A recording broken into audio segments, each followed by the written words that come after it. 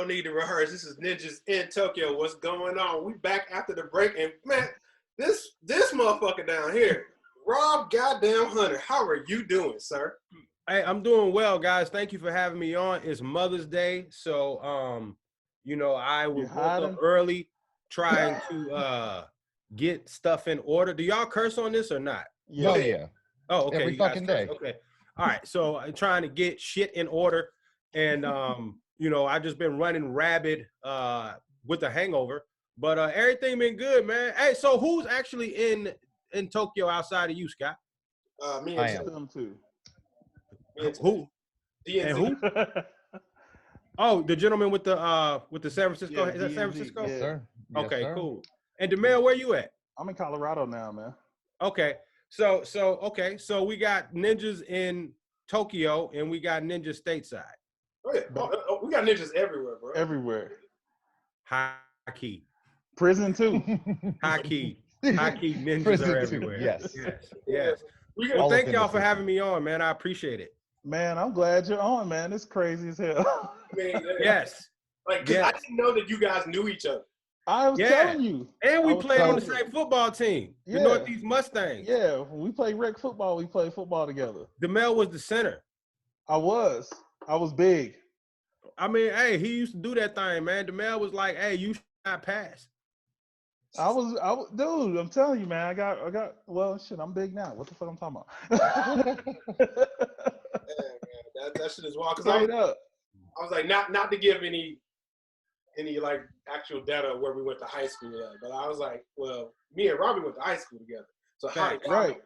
And I was sitting here, then the whole time he's a comedian. I was like, yeah, Robbie's funny as shit. So yeah, I don't know what happened to DeMel after Hawthorne. I think maybe he, you know, may have went to prison for like 3 years and then he got out and went to open campus. I don't know what he did, but yeah, I told you the pepper gas incident, but that's a whole nother story. Because he was supposed to, I mean, being at Hawthorne, and you lived in Georgetown, right? Yeah, I wasn't M to M. I was right. That was my school. He was supposed to go to Lakeside. Yeah. Anyway, point is, I'm here. You know what I'm saying? I'm here, man. I appreciate y'all for real, man. And we thank you for coming on. I'm definitely giving my information when we get off this stuff. Say less. That's what's up. Tell us a little bit more about Stat Line Matters, man, because like I've been watching y'all show for the past year, and now you're budding into this whole comedic routine, which I'm glad you're doing because you're killing. Well, thank you. Stat Lines Matter is a sports and entertainment podcast. We started it about 2 years ago with myself, Mark Stewart, who is a record company executive. He manages a bunch of producers. They did records like Umbrella, Put a Ring on It, Baby by Justin Bieber. So they've done some pretty pretty notable projects. And Jason Weaver, who actually he's an actor. He played Michael Jackson in the Jackson miniseries that came on way back in the day. He also was the voice of Simba in The Lion King, and he was Teddy in ATL. I don't know if you guys remember that. Yeah. So we started it with us three, but then Jason went out to LA for pilot season, trying to land a pilot, and so we decided to keep it going with just Mark and I. So basically, it's just about, guys that worked in the record business, which Mark is actually still active in the record business. I am not. Sports guys want to do music, and music guys want to be involved in sports. So we just decided to fuse the two. And it's been great. We haven't been so we're in the middle of about to start season 3, but then obviously the pandemic broke out and we have been on pause. So within inside of that, I started Laffwithrobhunter just to keep content coming out. And so that's, so we still have Stat Lines Matter, and that's going on. Well, will be going on. It's on pause. But in order just to not go stir crazy, I ended up starting Laffwithrobhunter, which is just basically all my comedy stuff. Like if you had been seeing some of the characters that I've done, that I posted on Stat Lines Matter and then posted it on our YouTube channel, that wasn't sports at all. So I had to start the Laffwithrobhunter so it would make a little bit more sense. So yeah, man, and you've been down from day one, Scott. So man, I appreciate that. Hey, when you just starting, every goddamn like, every comment, any type of support, share, you be like, hell yeah, someone out there believes, someone out there cares. You know what I'm saying? So, but anyway, yeah. So that's where things are now. I just released a Mother's Day video on my YouTube channel yesterday. And yeah, so that's the latest video, man. Yeah, we're gonna definitely throw the links up. But let me ask you a sports question real quick. All right. So the NBA season, let's just go ahead and say it's kaput. Who would have won this year? I think the Lakers would have won.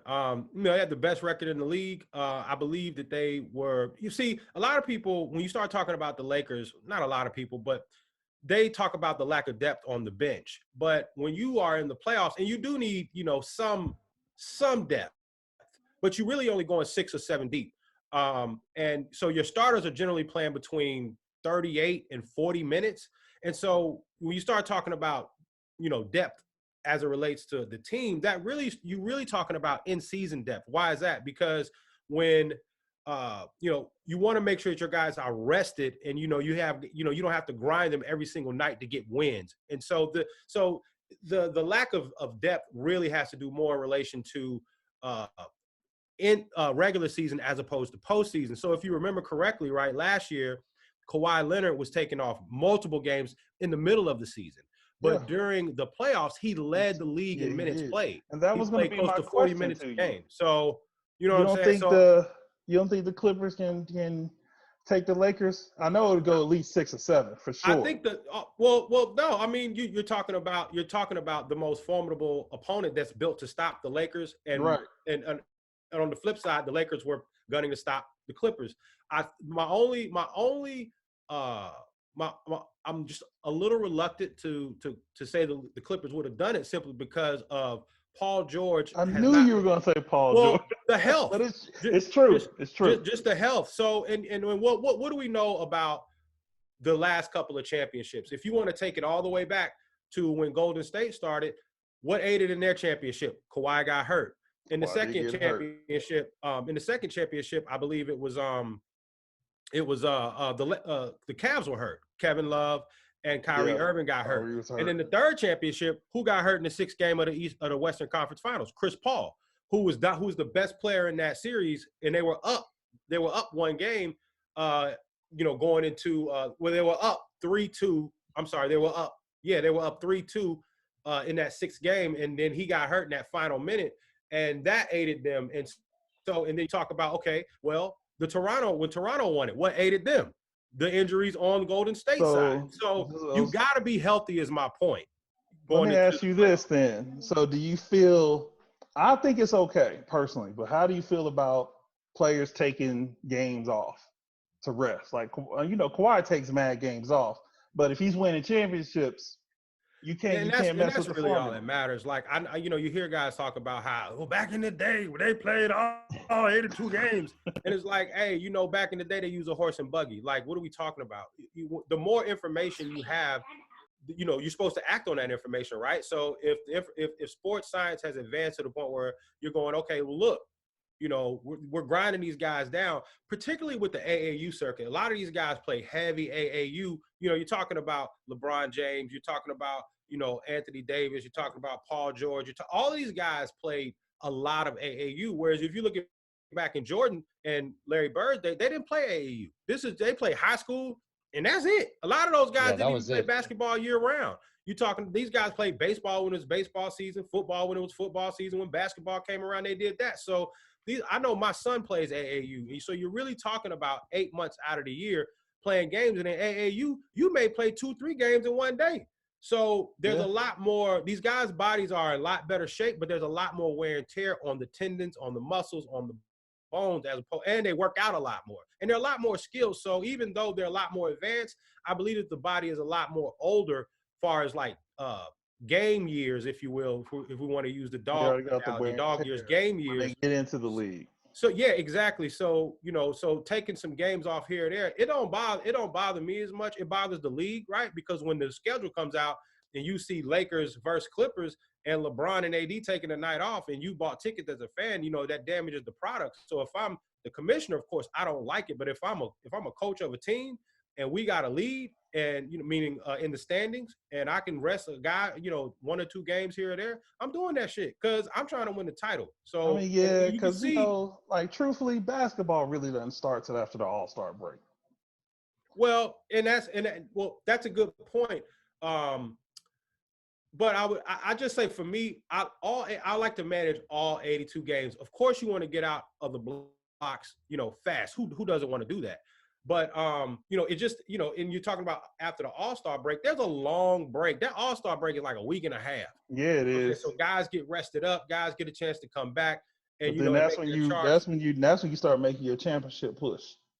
Yes, and so it's kind of like December in football, right? You want to win those games in December, those cold months, But and you can look at it like that, but I'm of the old adage where game 1 is just as important if you're talking about football as game 16, and game 1 is just as important as game 82 if you're talking about NBA, and obviously baseball is 1 and 162.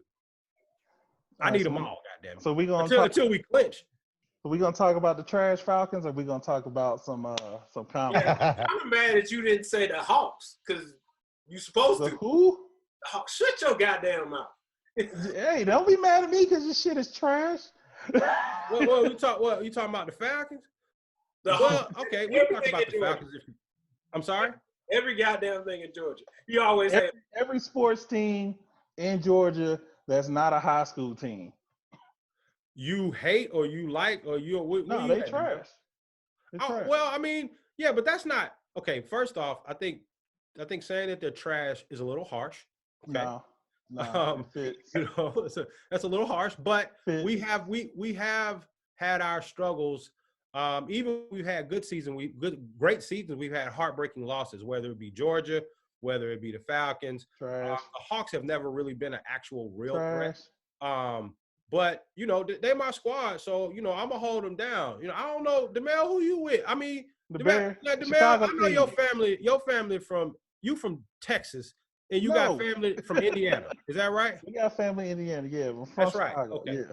Okay. So who you with then? Chicago teams, all the hands down. Oh, and the Gators. How the hell that happened? Gators. Okay, wait, time out. I got just the geographical. Get him. Don't get excited because you want to back trash teams your whole life. You act like those don't exist. You see in your background. You see this is you and your team. Don't get hyped now all of a sudden. I'm saying, how did this happen? How did you? Well, all right. So explain yourself, because this is like you like a hermaphrodite. You got parts going everywhere. You're a sports hermaphrodite. We've always been. It's funny. We've always been Chicago fans forever. But I've always been a Florida guy for I think since my whole time in Georgia. When I was really. So you really have no explanation. You just I like them, and I like the other team, and that's it.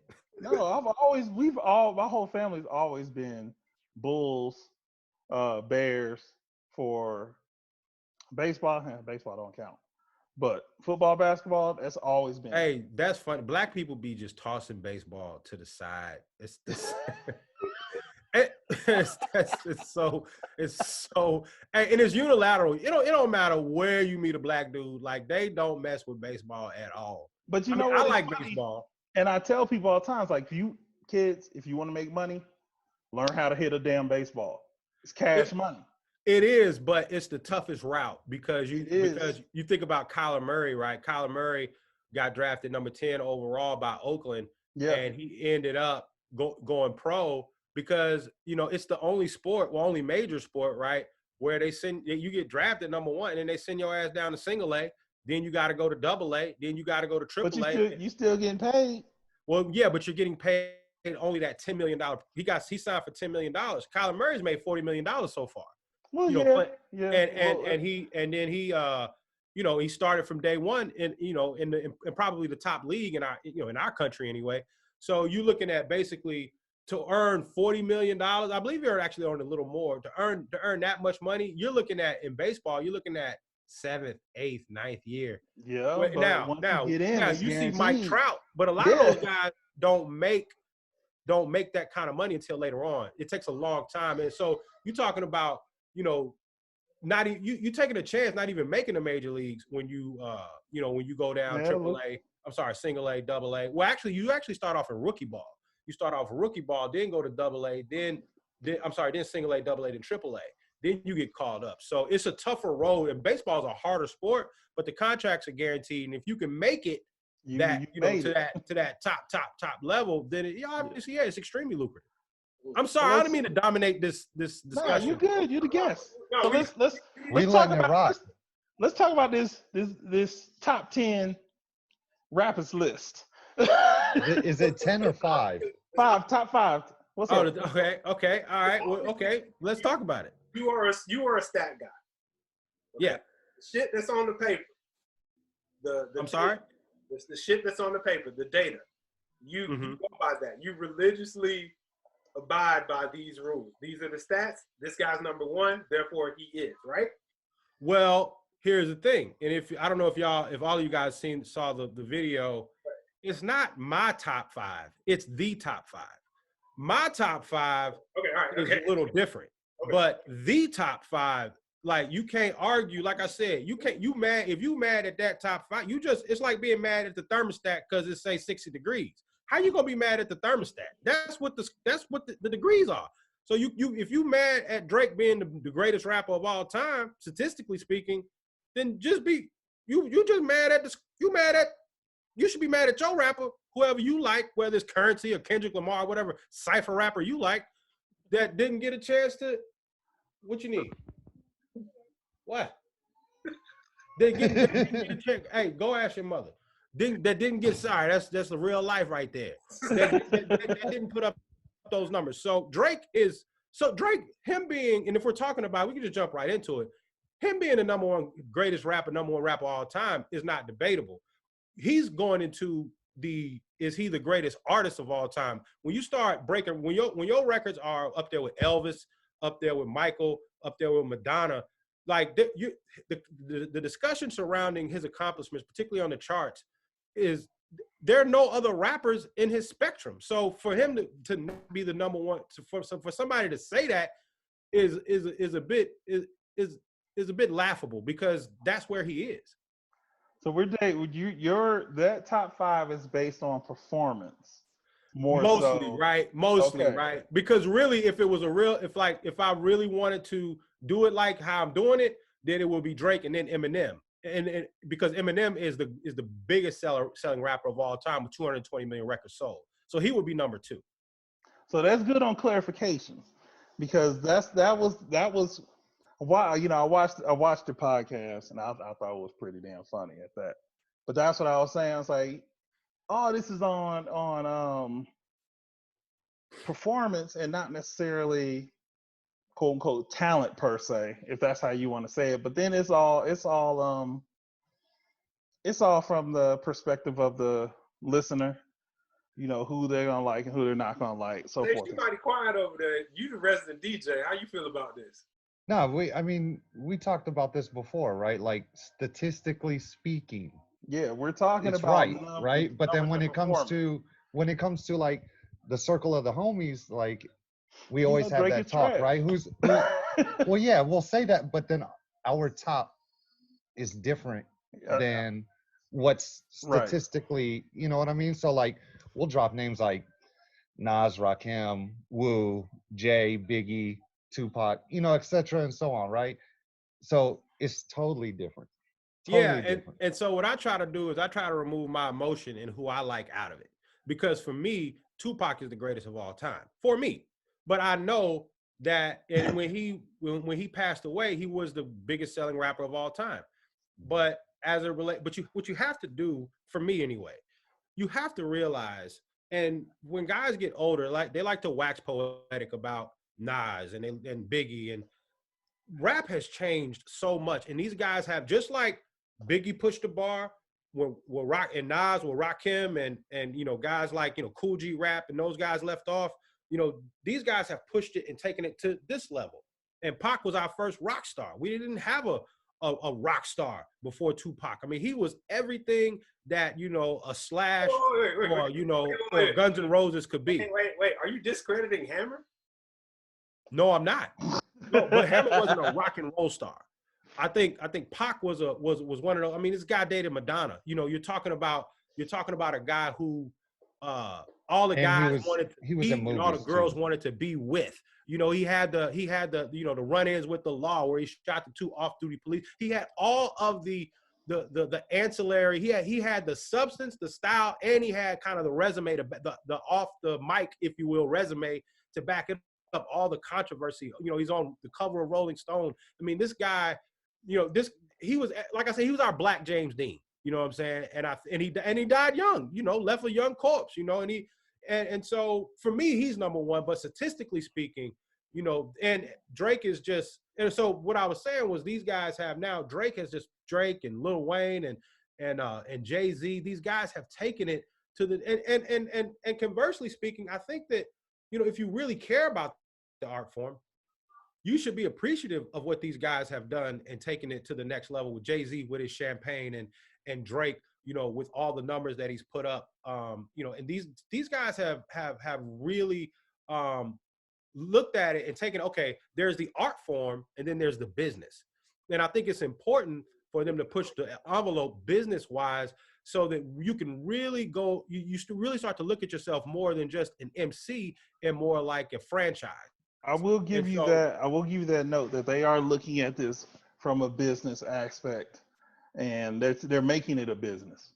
Yes, and because like you said, and white boys like bands like Kiss have been doing that forever. They've been monetizing those lunch boxes and T-shirts and all of those things. Oh, my light just went out. All of those things. You know, they have been, you know, new kids on the block monetizing the Trapper Keepers and stuff like that. Where now these guys are you know, are doing the same thing, you know, monetizing and realizing that product placement in their can you guys still see me? Yeah. Product placement and things like that. So, you know, I just think that, you know, they deserve a ton of credit. And yes, Drake is I mean, like I said, you can't argue with me about Drake being number one because that's just what it actually is. Now, if you look at my Facebook, there's 160, 70 comments beneath that video where people were very I did not expect spirit. So much. Oh yeah, because they were very spirited. Yeah, man, yes, very spirited discussion concerning brother man Drake. But I guess I should have expected that. I mean, that's because, you know, quote unquote real hip hop heads are. Hold on, what's that? What's up? Wait, I'm listening. you changing the Oh, real hip hop heads, you know, they gonna get in their feelings. You can't. Yes. You can't Oh my gosh. But see, over anybody. that's it's all subjective, right? It's like I was saying before. All that top 5 shit is subjective. Like people that get all mixed up in that, like why? For what? Like why are you getting pissed off for a subjective question? Well, you got to represent your coast, you know, because like, you know, being all of what coast? Nah, because all of from mine, Canada. What are you talking about? all of mine in my top 5 are all East Coast. I got what you're saying. All right, what's your top 5? San Francisco. I got Nas, Wu. Like the whole group, Wu? The whole group. The whole group. The whole group. 2A, 2B, 2C, yeah. 2D. All the way to 2G. Everything I can get in the alphabet. That's right. Ain't no rules to this shit. I gotta grab my backup light. Hold on, y'all I gotta. This deserves a whole nother light. Hey, man said all of that man said the whole group, Capadonna, the whole thing. Wait. Chase. You Sun God too? Oh. Nah, he's not part of it. He's not an official member. Redman's an official member. So that's your substitute. Redman is in the Wu-Tang? Yeah, Redman was he was when that happened? What, a couple years ago, 3 years ago? It's 2 true. years ago? That don't count. They've been. They got everybody. Yeah, remember after they broke up, they made them. I don't think it count at all, but it's official. Yep. Sorry, so you're 2ABC to whatever letter. He got a whole group in that bitch that got like 70 dudes. Okay. So A through G. So who's your 3, 4? 3 and 4, probably Guru. Whoa! Guru. Yo, you just stay on the block. You love struggle rap. Guru. Okay. What is that? That's 3. Guru. 4 and 5 would probably be Biggie. Damn, who would be the 5th? Yo, are you a DJ? Rakim. Yeah. You a DJ? You don't play this stuff to get the party going, do you? Like, Nah, you don't hell play no. Guru. Hell no. I'm not gonna sit there and play can't do fucking that. like Jazzmatazz and Okay. you know what I'm saying? All right, Like no lounge midnight. in, mellow Yeah. out, and just lounge in. Lounge in. Okay. All right. Yeah. Because I was like, hey, but Razzmatazz on Quincy Jones, the dude album is fire. That's different. Play that. That's different. Yeah. That's different. Yeah. Totally. I mean, I was tongue in cheek, but it is a fire ass version. Yeah. Anyway, okay. I mean, I respect that. See, and I think that that's important, right? To draw that distinction, because your top 5 is your top 5, Yeah. right? You got to respect that man's top 5. You know, I've never heard anyone put Guru in the top 5 before. I like Guru. I like Guru a lot. You talking about from Gangstar, right? Yeah. I like Guru too, but he's not in my top 5. Who your top 5, DeMille? Shit, man, I don't know, man. That's hard. It's honestly a real hard question. Just to single out 5. Well, who y'all? Well, just give me like. I'm gonna give you like no particular order. Biggie, Pac, and Pac really just, I won't say he just got into my top 5, but it took me to really listen to like some of his older stuff, especially when we went into the West Coast, to make me respect what he was saying. Is it Pac adding Machiavelli shit, or is it just strictly Tupac shit? All of it. Because, I mean, I like Pac when he was in New York, too. You know, but his message changed. And like I said, it took a lot for me to really, you know, listen to it and really just like, all right, yeah, I'm really feeling Pac. Like, you know, like, 'cause, you know, at one point it's Biggie and Pac. You had to choose a fucking side. I did, and I chose Pac. Yeah, see? So I have to put them both in. Because these are in my top 5. Do what? You talking to DeMille?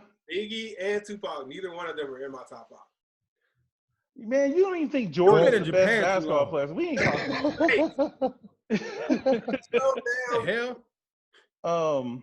Who else do I got? Damn, man. I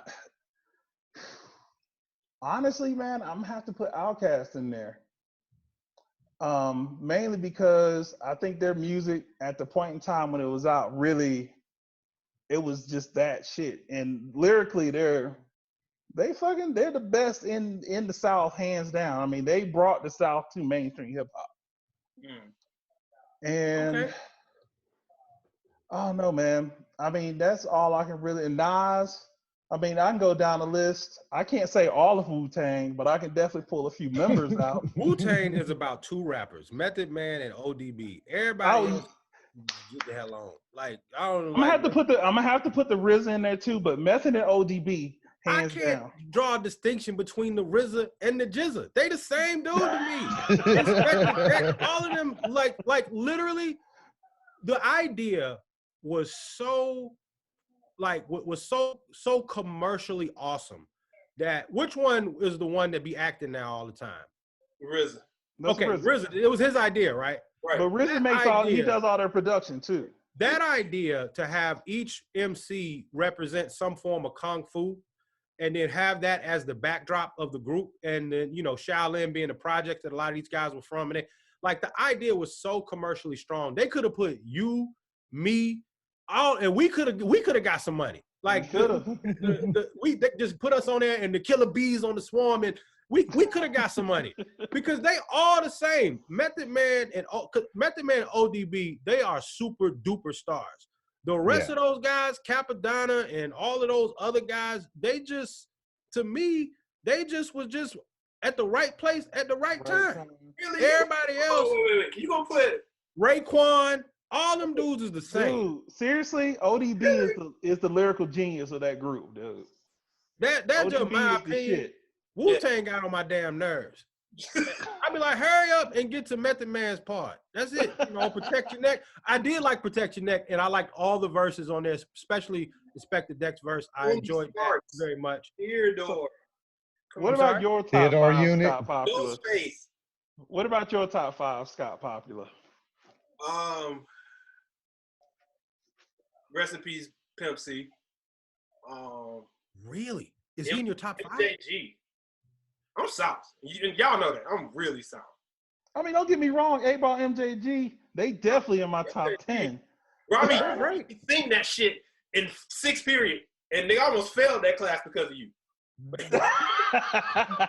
Because of you. No, this is what she used to do. Coming out hard. You remember that shit? Yes, you. Yes, you. I love coming out hard. I gotta come out hard as hell, just like the life I lead. Cool. Yeah, I don't remember doing that. I'm not, so I can't absolve myself of that. I have to own that. But I love MJG, man.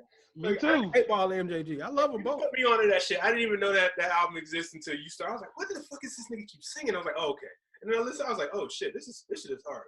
So yeah, that first album was super serious. This wasn't it? Make you beat up bitches, but. I mean, shit. While you playing, I'm gonna have to put Project Pat. He up there too, man. Like Project Pat. Wow. Oh yeah, I love Project Pat. Okay, I do. A female rapper who doesn't get a lot of shine, Bahamadia, MC Light, and Raw Digga for sure. Bahamadia is scary. Yeah. She seems scary, right? She seemed like she'll fuck you up. And that rough ass voice. Like, who wanna lay next to that in the evening? I don't want nothing to do with none of that. You might have to cross check that one. I'm good. We talking about lyrical prowess. Raw Digga. No, we talking about your top 5. Said nigga. Raw That's Digga. what we talking about. Yeah, he's going 8. That's 8. Yeah, already. he's going 8. All over. Your so top 5, not your lyrical genius. Who is your top 5? That man said Raw Digga. I haven't thought about Raw Digga in 15 years. I mean, it's all good. I mean, whatever. You know, I'm sure that Raw Digga and her mom probably think very highly of her. You know, because everybody loves their child. True. Would you pick? Hopefully. So Scott, Raw Digga over Missy? Hell no. Oh. Yeah. See, I would have said Missy before I said you Raw were Digga doing good. Any day of the MC week. Light. Oh, MC Light's great. Yeah, you were good right there. Stop right there. That's what you. I was hoping I was hoping he was gonna go her and then Missy, but it didn't happen. Sorry, it didn't happen that way. But I'm not a big Missy fan, but you know that's just me. So if I gotta go back, sorry. So Andre, Bun B, MJG, my last 2, Kendrick Lamar, and I'm gonna say Jay-Z, but I feel like when you rapping about money, Camp Lo is better. Oh man, I don't know, man. See, you know what? I'm not a Jay-Z fan like that, but Camp that nigga can tell you how to spend some goddamn money. We are in the crevices of hip hop right now. Camp Lo. Holy smokes. But you only going off one Camp Lo song, and that's Lucchini, dude. That's it. No. Hello? Listen to all 3 versions of Black Connection. I've listened to all 3 versions of Black Connection. It's not better than what's Jay-Z's latest song that he did? I fucking forgot. But talking about 444. Anything off of 444 where he's talking about that's being a hip hop classic. 444 is a hip hop classic. It is, and I'm not a Jay-Z fan, but that shit is. Yeah, that's a hey, that album is like hip hop like vegetables. Like you need that. Like if Soulja Boy is candy and sugar, the 444 album is like you need that too. I think you need both. Like I'm not one of these, I'm not a hip hop purist. I think if you can find your way and get a check, you know, or do, you know, if you would like dance or whatever that you know, do the Quan and all of that. I love all of that stuff. But I think that 444 album, that's good for your soul. So let me ask y'all this. What's one album you can listen to front to back all the way through? Are you talking hip hop? What you talking? Anything. It doesn't matter. Any album? Anything. Oh, man. Thriller, Purple Rain, Love Deluxe. Sun Ra's first album. I say for Michael Jackson for sure is Off the Wall. Off the Wall? Off the Wall. Hell yeah. Yeah. Then Outkast's first album and second album. It's Machiavelli I could listen to front to back for sure. Shit, especially Kanye's Graduation. Kanye's Graduation and that Life of Pablo hard, man. Like Kanye, I got into Kanye late, but there's a lot of, you talking about front to back, there's some really good pieces of work out there. The Under the Cherry Moon, Sign of the Times. I can listen to all of that. I can listen to just about any Prince album, hands down. Under the Cherry Moon is like my favorite movie. Under the Cherry Moon? Love that movie. Yeah, no, that's a fantastic. See, Under the Cherry Moon fell flat